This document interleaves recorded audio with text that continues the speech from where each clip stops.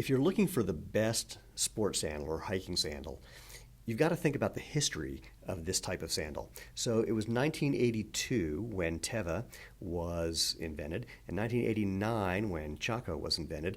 And in the 25, 30 years since those two things happened, those products have become synonymous with the hiking sandal. And so when most people think of hiking sandals, they're thinking of those. And those sandals tend to look, well, this is one of those, I'm not going to mention the name. They have a similar look and feel, and that is they're big, they're thick, they're chunky. We like to say that people have started looking at hiking sandals and trying to value them by the pound. The heavier, the bigger they are, the better they are. That's not necessarily the case.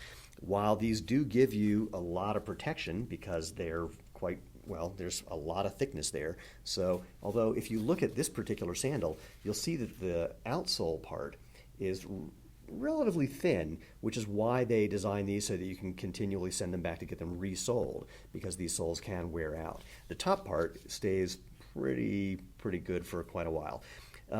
The other thing people have gotten used to is the notion of arch support, because both of these products and most of the other people that make sandals, Keen, Echo, and then of course private label brands from North Face and various other places, they have a lot of arch support. Now, I'm going to put a reference to an article in the New York Times about support, and I'll say more about it. And I'll say it all now. Support is highly overrated, and the research shows that it's predominantly unnecessary. And if you think about it, the reason is pretty simple. Your foot is designed to move, to bend, to flex, to feel.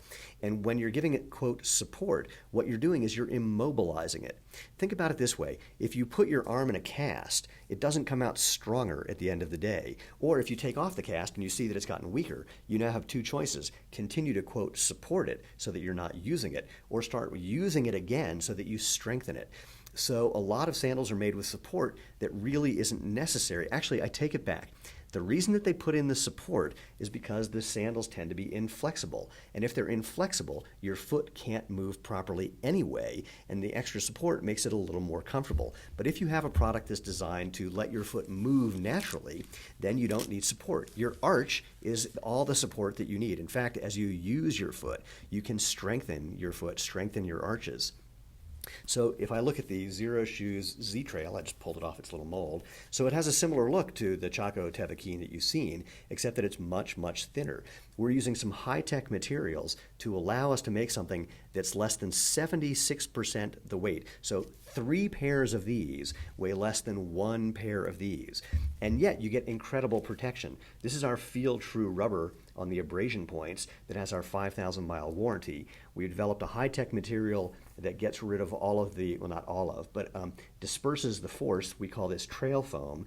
And then we developed a comfort layer that we call bare foam. Put these together and you have a sandal that, again, ultra lightweight, an incredible an incredible combination of protection, comfort, lightweight, durability, versatility, and affordability. First of all, they float. Secondly, you can see how flexible that is. It'll roll up and fit in your pack or your pocket. That just shows you that you can actually let your foot move naturally.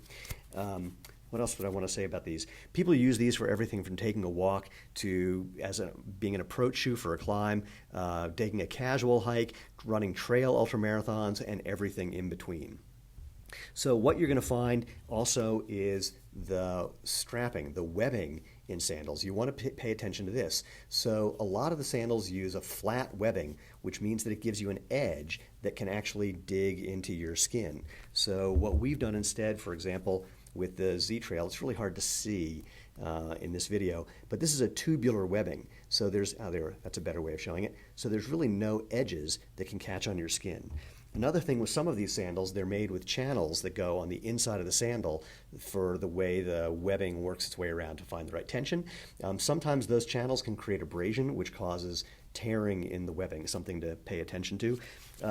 Also look for adjustability. This sandal, for example, doesn't have any adjustability on the heel. So depending on the size and width of your heel, if you have a wide heel, you can see how that'll spread out the heel strap, and that actually moves your foot further forward on the sandal, which might not be what you want.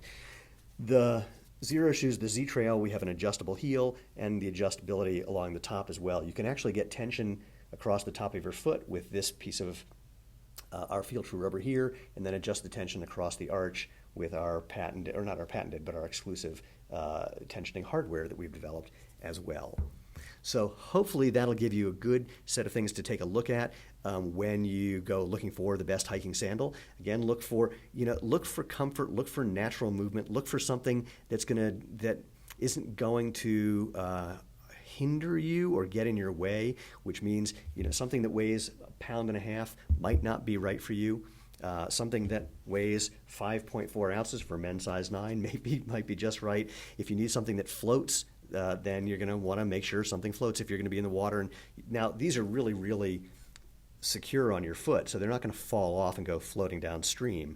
But just in case you have them in your bag, or you have them just sitting in a boat and the boat capsizes, you want to make sure you're going to be able to find your sandals and not find them or go hunting for them with scuba gear on the bottom of a river or a lake. Anyway, hope that helps you find the best pair of hiking sandals. If you have any questions, you can just leave them here, and happy to answer.